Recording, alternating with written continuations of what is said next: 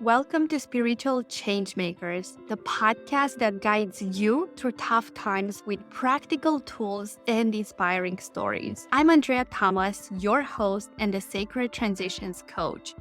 Join us as we hear from spiritual changemakers who have connected with their higher power and overcame adversity. Whether you are navigating a difficult transition or seeking to deepen your spiritual practice, our podcast provides guidance to help you find magic in the change. Come on this journey of self-discovery, empowerment, and transformation with us and unlock your potential to become your best self. Welcome, everyone. We are on a new episode with Alex here from Bali, from Ubud, and I'm so excited to introduce Alex. And he's New Earth co-creator, and I've been following Alex for a couple of years now. He's been in my field, I would say, for the last probably 4 years or so. And I finally got to meet him in person at a party, and I was inspired by his journey. So I said, why not? Let's do a podcast episode together, because he has a very inspiring story, and I'm excited for him to share it with you and for us to have a beautiful conversation to actually show you of what's possible for you on how to show up on social media, how to show up online with integrity. And that's going to be the main subject that we are going to talk about. And Alex, would you like to introduce yourself and say a few words about yourself? Yeah, sure. So I'm Alex and I live in Bali. It's been about 4 years. I'm from France originally, moved to Australia. I was growing startups. I was a fan of Tim Ferriss and the 4 Work Week. So really interested in efficiency and living more the digital nomad lifestyle. That was about 5 years ago. I got also a spiritual awakening that got me more on getting interested in creating that new, more conscious us and led me to still be interested in some of the learnings of the startup world and entrepreneurial world, but dedicate myself more to my own personal and spiritual development and to creating societies that are more in harmony with nature, with each other as humans and with spirit overall. Thank you for sharing. And I love now to ask my guests, what does spirituality means to you? Okay. Yeah. To start with, to me, it would feeling a connection to something beyond the physical. So I grew up in France in a pretty atheist context. Like people wouldn't necessarily, my parents wouldn't necessarily like believe in God, and you're a bit here randomly on this planet, doing things, and then you die, and that's it. And for me, it's been the realization that I am consciousness. And I came here in this specific incarnation on Earth with a certain body-mind complex that has a role and a time and space to evolve, but that ultimately I'm beyond that. I'm consciousness. Beautiful description. Thanks for sharing. And I know when I started following your journey, you're pretty much transitioning of being so much on social media, online, to creating a Telegram group. Then you started your podcast. So I really have seen your evolution from just being out there. And then you were really mentioning on how you are not able to speak your whole truth on social media, how you were censored around what you were sharing or not. Would you like to touch a little bit more on that? What really made you create that shift of not being as much on social media and really creating something that works for you? Yeah. Yeah. Well, going back to spirituality and finding a purpose, I found that to me, my purpose in this incarnation is to help the ascension of the planet and to help create the new Earth. So in that regard, it is in a way very grounded in that physical realm, in the way that here we're on a plane where, at least at the moment, we interact with certain technologies, with certain platforms for social media, for example. And I'm personally not against them. It's a phone, I use social media. And I think those tools are, as a tool, they have a neutrality. But when people say Instagram is just a tool, it's neutral, well, it's not, because it's been designed in a way that would incentivize you to behave in certain ways. And so I felt not in alignment and in integrity with some of the practices of these platforms. First, for how it plays on your brain in getting you addicted in many ways.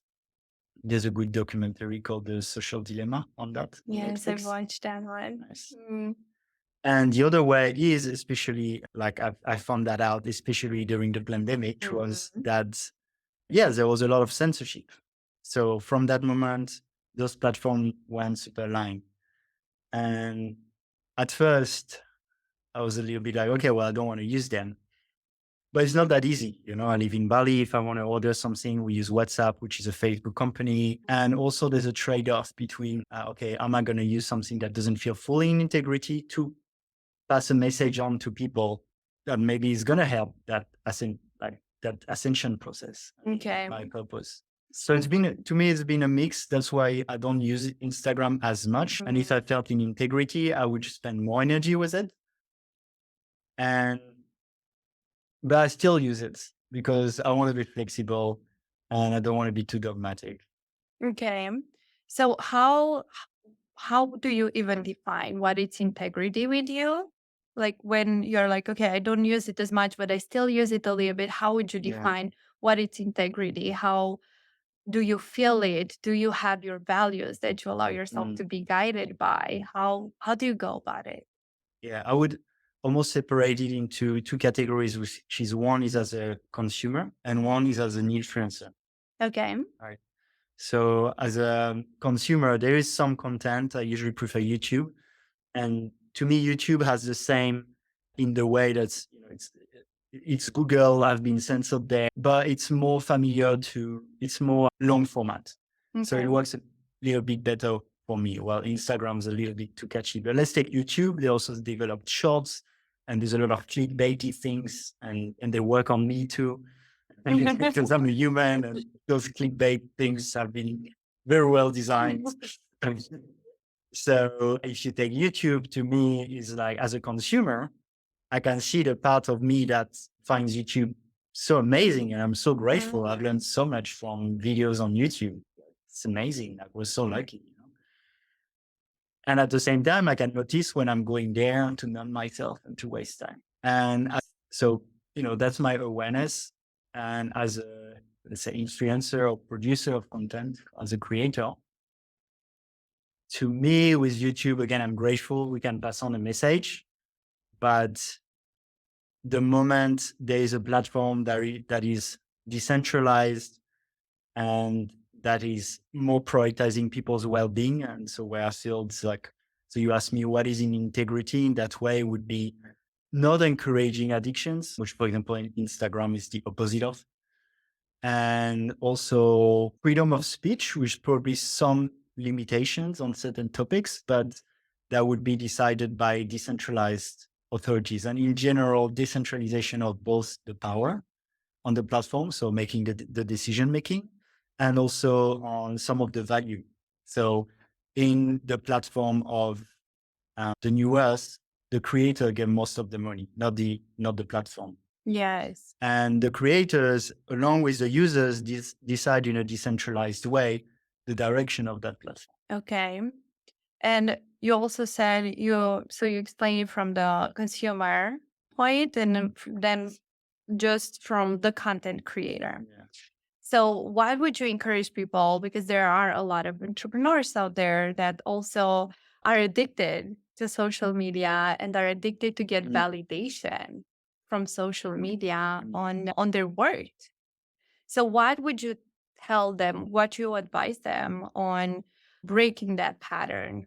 Yeah, it's both internal and external to me. That's been my journey on doing it. Meaning there is in the observation of that pattern and information that ultimately we all have the power to switch, which is to observe my impatience to get the likes, my impatience to get any kind of recognition, and simply observing that and taking it as information I can work with for my development.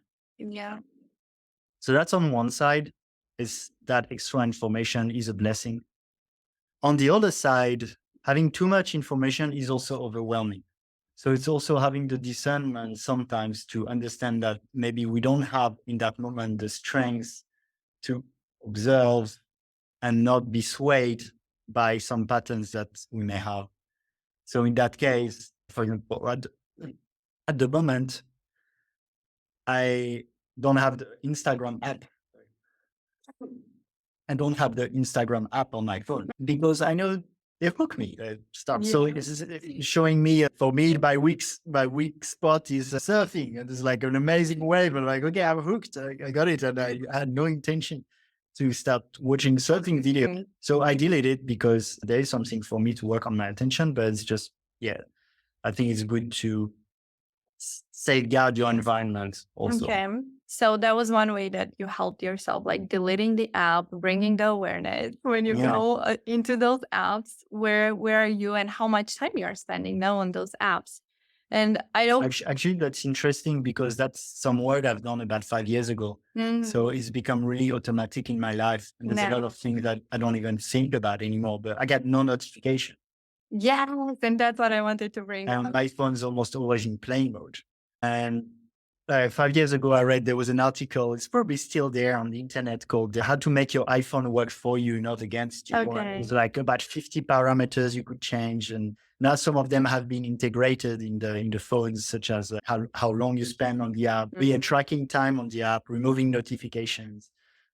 There's a bunch of tools that can help. And actually, I've implemented that a while ago, and I'm still work in progress in it, but I think there's a lot of things I don't even think of because they're so part of my life. Because now they are automatic, and the notification, to turn off the notifications to your apps has been life-changing for me. Yeah. There are very few apps that I still have the notifications on, but the majority of them, I have them off, and that really helped on not feeling like I'm on alert all day. Because that's what's happening now when we have all those notifications on our apps. It's like constantly feeling that, oh my God, I need to go and respond. Yeah. Like everything, it's life and death right now. So that's really I've removed even the in WhatsApp, you can say, oh, I don't want people to see if I've read the message, because all of this has been studied. And basically, if you see that I've read your message, you expect an answer, and then I feel like I have to answer. So So it's what I hear you saying with that, it's really removing the pressure of acting automatically, like acting on responding to being on an alert all the time. And I think that affects so much our nervous system by being on alert. And that's what creates our mind so busy and constantly on the go. And I know I'm still such a work in progress on like being still present and not having my mind running me all the time. So what are there any other things that you could tell people that they can do regarding their phone, since we are on the phone phase? What are some other tips that you have applied from that article that really helped? yeah, I don't remember exactly the specificities, and they might be different now, but there's probably I think people can just research it and dive into it. We gave a few on the phone in particular. And then, you talked about training your mind. So I meditate every day. Yes. Helps.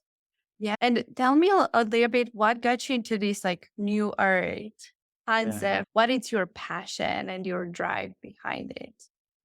Yeah. Well, my drive behind it is about looking around and seeing the beauty of life and how grateful I am to be here now. And at the same time, how much we could do better. Yeah. There is always room for better. Yeah. Yeah. There's I look at how we treat nature and how we treat animals and how we treat each other as human beings, and how we treat also how we feel disconnected from spirit. And there's a lot we could do there. So I live in that kind of paradox of the perfection of this human existence at the moment. And I came here to make it better. I mean, why not? To me, it's like, I believe like we co-create our purpose in a way. We feel, we look around, and we're like, okay, that purpose is given to me, but it's a co-creation. It's like a dance, and we can also initiate some moves. And for me, I look around and like, okay, that feels like a noble, nice thing to do. And it feels like it truly comes from your heart. And when we are thinking about new art, it can be, as you said, like being more careful with nature, taking care of nature, with the electricity, with the food, with the way we are eating, then what is it that we are putting from our environment? Like, what are those like really passionate things that you want to bring out Yeah. into the world? Yeah, a few. I mean, definitely taking care of our environment better. So, for example, I live here in Bali and I'm very blessed. Such a beautiful life being in Bali. The locals are amazing. The nature is beautiful. And you can go and in a beautiful waterfall, but often what you may see if you go on a trek to a beautiful waterfall is besides the beauty of the jungle, there'll be a lot of plastic. So that saddens me a bit when I see that. And I know we can do something about it. I've been mainly vegan for the past 5 years and got more and more to that path, raw vegan in the past 2 years. And part of it is for my health, because I want to thrive and I believe that's a way to thrive for me. But it's been mainly ethical also. Like this system of torture of animal for factory farming is not something I see as part of the new earth. Yes. So the environment, the food. Yeah, let's say the way we talk to each other, the way we communicate together in the old paradigm, because there is the creation of the new Earth, which is the future driven concept. It's also right now, right? And I also live in it already. And so in the old paradigm, there is something called war, for example. Yes. I don't watch much the news, but I still know that I think it's still going on. That according to the news, a war between Russia and Ukraine.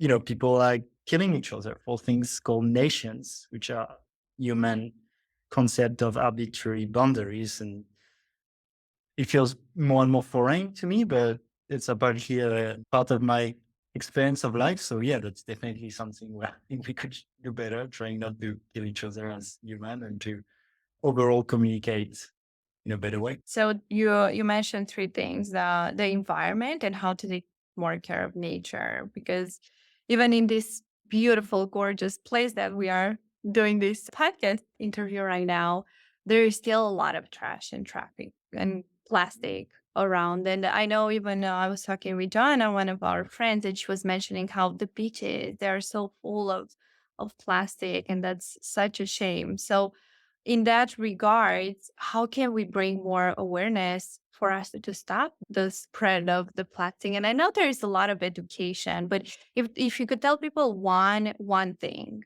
that they can start to do right now for this new earth, for us to protect the nature that gives us life. Yeah, it is. To me, it's again a process that could come from the outside, so we can get education, and it's very good too.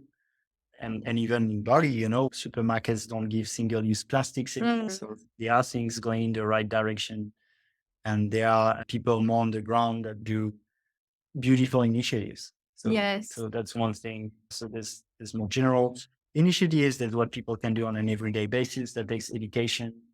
And to me, there is also a feeling of connection that solves most things. Is rather than coming from a moral perspective of, oh, we should not torture animals. Oh, we should not do wars. It's bad. Oh, we should not throw plastic. It's wrong. Is to expand our feeling of connectedness and oneness and understand that we're harming ourselves, and then really having a genuine desire to nurture back the nature that's nurturing us so much all the time. And so, I mean, that being said, it depends, because in some environments, people might not be aware of, I mean, it's going to be easier for me to take the animal example.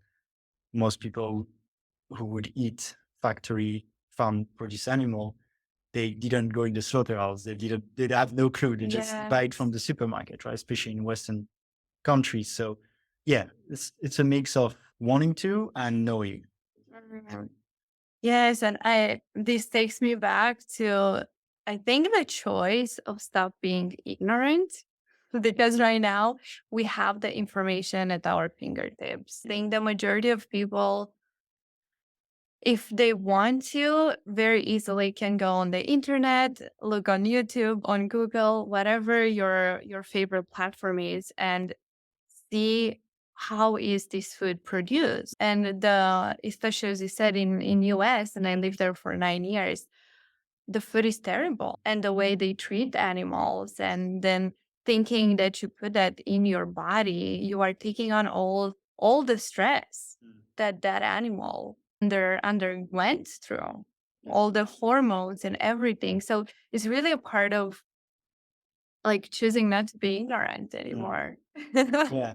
And then in things to do, there's definitely so many things we can do on a personal level, in our lifestyle, like being aligned and leading by example. And on the other hand, a lot of the problems, they come from like the bigger parts of society, where societies are designed. And that's why a lot of my energy is also focused on creating those new, better systems, because it can be sometimes discouraging. Oh, I won't take my car. And then, I don't know, you're paying tax and those tax go to subsidies to oil and gas or I don't know, pharmaceutical industry or creating weapons and all that. So it's like, it's a mix of, as a good citizen, you do what you need to, but also in some systems that are already built in ways that aren't supportive of the regeneration of our planet, of conscious interactions between humans. Well, if the system's been like that, it's not very easy to change them at a bigger level. So I think that's important to do both. Okay, so to work at this micro level, what can I do today? With where I'm at, with what I know, with what I choose to learn, and then what is it that we can implement into at this bigger level. And I think a lot of people actually feel, and I know I feel a lot of times that, oh, it's not very reachable. These these big companies, these big systems, and how can we get those normal humans to actually create an impact on the bigger scale, on the bigger level? Yeah, so you have like the activist and more political way of getting to those levels and being able to be influential. The way that resonates the most with me is to not try to change the old, but to create the new, makes the old obsolete.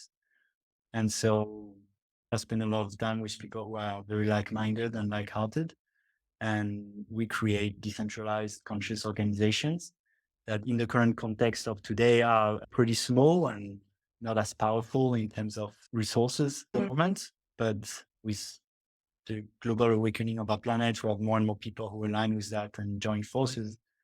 And so, we wish to build a more beautiful world in local path and all connected, like an archipelago of conscious societies. But I'm confident that if we succeed to make them harmonious, and beautiful and attractive, well, it's going to be more and more of them. And it's really maybe the hope. Yes, and can you give some examples for some about these companies, like the decentralized companies? What are some of these projects that you have been involved in, and that you said within the community you are creating, so people have a better idea what that even means and how it looks like?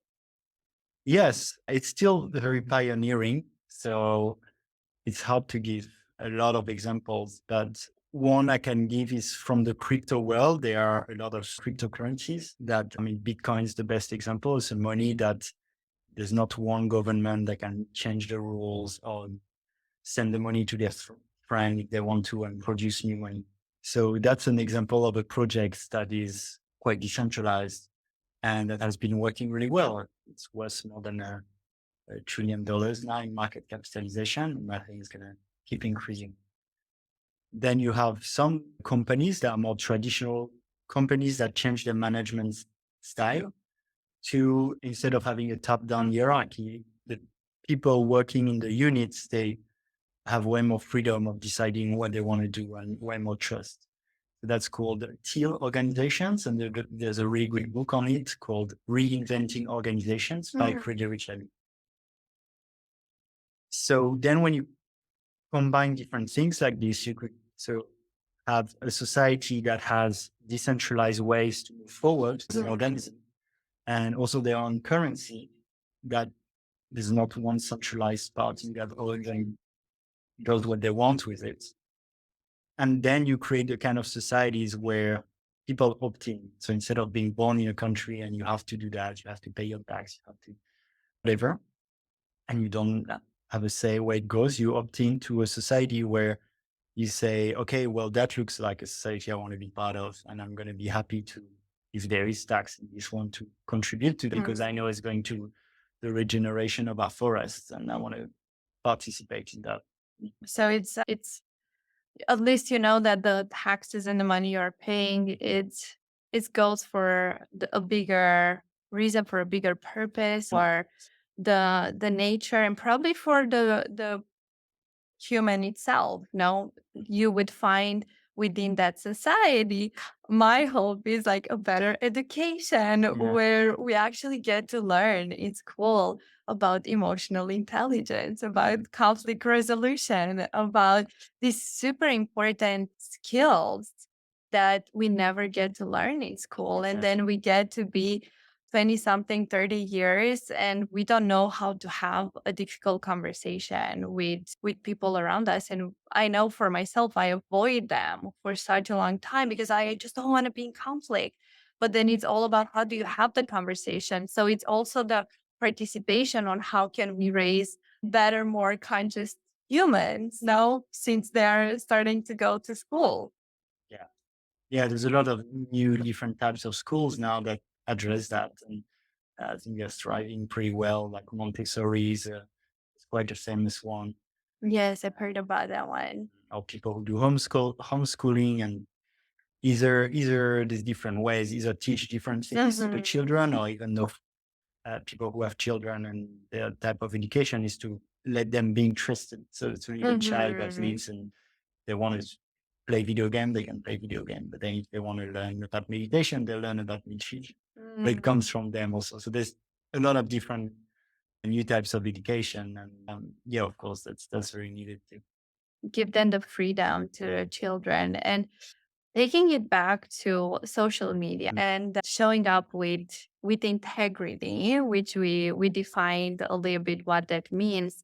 How can we also show people that the freedom they actually have within what they choose to use, even especially for entrepreneurs? Because I know I've seen with so many entrepreneurs this need of having to be on all the platforms all the time, and it feels so misaligned to show up on social media, but they push themselves to do it no matter what. So especially for entrepreneurs that they are like, I know social media is an important tool, an important factor in order to have a wider reach, to spread my voice, but how can they use it for their advantage and not being used by social media? Are you talking more from a creator point of view? Yes, from a creator point of view.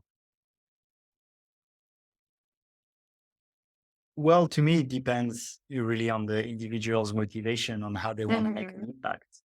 Some of us are drawn to make an impact by, so for example, when we create communities and societies here, some's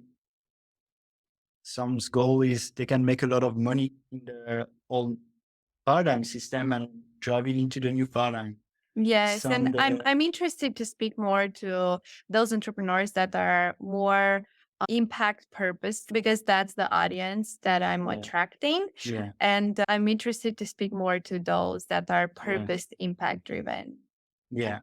Well, yeah, I mean, for some of them, their role will be to be on social media. But for some of them, their role will not be to be on social media. So, for example, you have a podcast, I have a podcast. So we've chosen that at least part of impact is through using social media and getting a presence. And it's a tricky one. I think some people maybe don't have to, because I don't know, if you're great at designing permaculture gardens, yeah, sure, you could have yours, but maybe you could have someone else do your social media or present your work. And yeah, or same with the podcast. I think it's amazing to have a podcast, but it doesn't have to be everyone's path. Yeah, right. It's for me, it's been great for meeting new people, to getting to speaking more in public in general. And yeah, also to learn a lot of things. Yeah. So I would say for me, like, yeah, I'm not necessarily pushing everyone to use social media. I think it's up to everyone to feel what they what they are and how it serves them. That's something I'm reflecting a lot at this moment Mm. on. Also, how much time and energy I want to put into.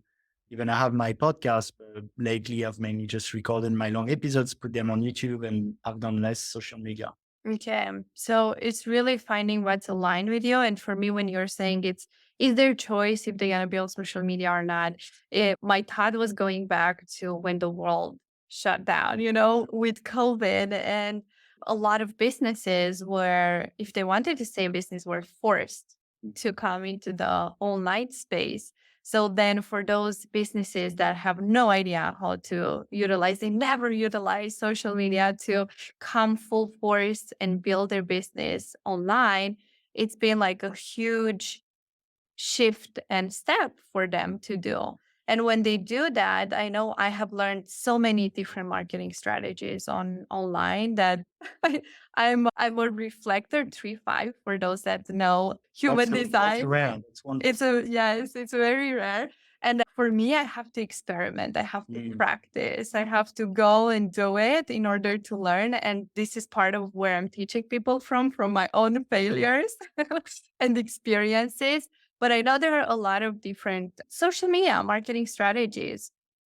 So what I would say is really for people to look, okay, if you choose to use social media to spread your mission, to have a wider impact, because you can definitely have a much wider impact if you choose to use social media than if you don't. It's really to ask yourself which of these different million marketing strategies feels aligned, because it can be podcasts, what we are doing. It can be just showing up on one platform, on Facebook, on Instagram, on LinkedIn. Depends on what your business is about, but really tuning in with yourself and ask what does it feel exciting, because it's very important to feel excited about. If not, you're just gonna push and people are gonna feel that energy. Yeah. One of my spiritual teacher called Bashar is actually, he's like, advice is always to follow, he calls it the formula, is to follow your excitement to the best of your abilities without attachments to the outcome. Yes. Makes life simple. So much more simple. And how do we get rid of that attachment to the outcome? Because I would say that's a condition now that we have put on ourselves from the society, from how we grow up, that okay, you did this, then you need to get this result. Like it comes since we've been in school. Now we've been graded, we've been ingrained that I'm doing an action and then I'm going to be rewarded by getting this grade, by getting this result. So how do people get to this place where I'm like, okay, I'm just going to take this amazing, exciting, aligned action right now and release whatever the outcome is going to be? Because a lot of times the outcome can also be way much better than what we anticipated, but it can also take it to surprise or take. Yeah. If you fully trust, you would say that it always is. That always is. You said sometimes it's better than we anticipated. Yes. If you fully in trust, it always is. Like the outcome's always. It always the best, because you release the on how it should look like and trust that no matter what that result is, it's for your highest good, no matter how it looks like. Yeah. Is that what you're saying? Yeah. Yeah. I think we got it, guys. Of course, easier said than done. Of I'm also disappointed sometimes. Like my human mind is like, oh, I was meant to, I don't know, date that woman, receive that paycheck, whatever. I also have like sometimes a preferred outcome, and it felt easy, but I live in the trust that it's always for the better. And I love that. So, and when you are faced with that disappointment, when life happens, and because we live in this 3D world and you're faced with that disappointment, what do you do in that moment? You're like, oh, like that girl didn't came on a date with me, or I didn't make that much money as I expected this month. How do you deal with that disappointment? Well, I mean, depends on the emotions that are there. Sometimes I'm at a place where I see that the thing I expected, didn't happen, probably for a reason. It's totally fine. So I'll get better and just find and trusting.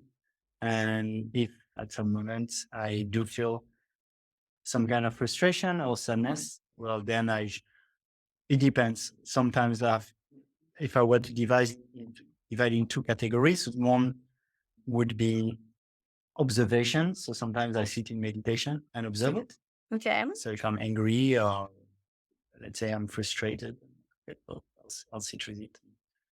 The other one is to use it in a conscious way. So for example, if I'm frustrated, I could also go to the gym and or to a punching bag and you To really express push it it. when you're good. Yeah, there's techniques where you really go punch a pillow really hard, swear and all that. Yeah. Okay, so you would say mainly your two approaches so far have been either to sit with it, sit with your feelings, acknowledge them, feel them. And the other one, based on what you feel that you need, it's to express it. And that can look in many different ways. So go to the gym or punch a pillow. Yes, not so one. Like for example, I like going to the gym. I want to develop my body, so if at some point I'm really I feel anger, I'd be like, oh well, that's a good opportunity. Like right now I have a lot of energy, but I've been postponing going to the gym a couple of days. Might as well go now. It feels good. And it's like a goal I set for myself. Or I've had the same with sadness can be linked to creativity. Sometimes for me to learning to play more music. At the same time, I try to watch myself that don't manifest to exist and the experiences, such as sadness or anger, to motivate me to do those things I want to do. So I also make sure to create from a place of happiness and to go to the gym from a place of peace.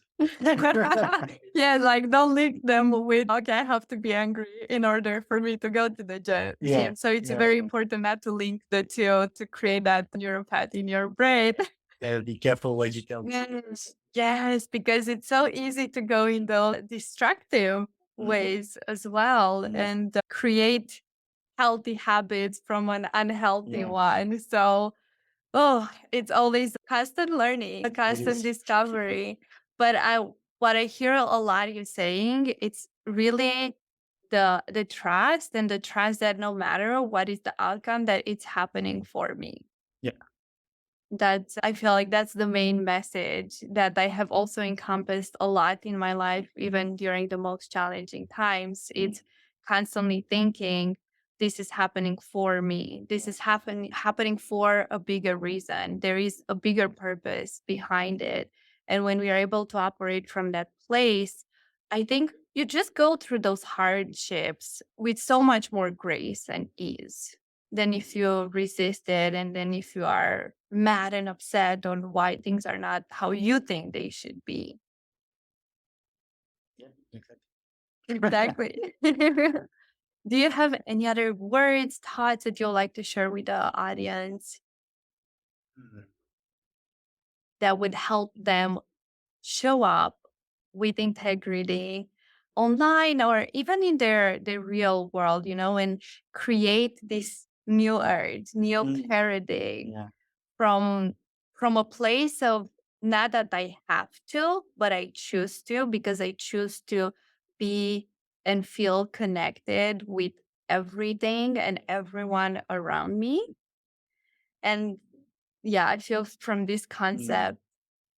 Well, I would say it's good to have the practices that make you feel connected, be it yoga, meditation, qigong. There's a lot of different practices that can make us expand our consciousness from being in that body-mind complex, encompassing way more of that.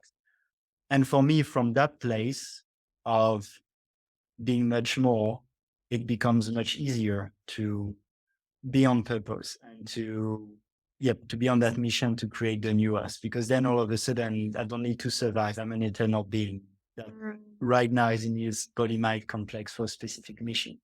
So of course also totally honor the emotional side, and I think it's very important to honor the fullness of our humanity, but at the same time recognize how powerful and big we are, and that there's nothing to fear.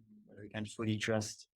And from that place of connectedness, we can really align and do what's right, not from a feeling of have tos or morality or someone's going to punish you, but just because we love and want. Yes, because we love ourselves. We love the world around us, the world that we chose to be in. and how can we respect it?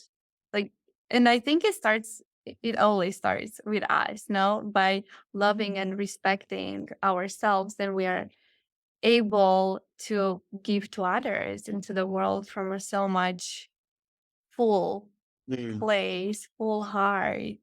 So Yeah, I'm a big believer in empty, getting our own cups full. Yeah. yes, and the way you do that, as Alex shared, just find what works for you. Like for me, I know I change my practices a lot because I do get bored very easily, and then something becomes too automatic and it doesn't have the same effect on me. But it's really important to find what works. Maybe try Alin yoga. Kundalini Like a lot yoga. of different mudras, mantra, very dynamic. It's like it keeps the mind super busy. Yeah, so if you get bored, like try Kundalini yoga. Or you dive into it and you're like, you know what, I'm going to face Boulder when you do Vipassana.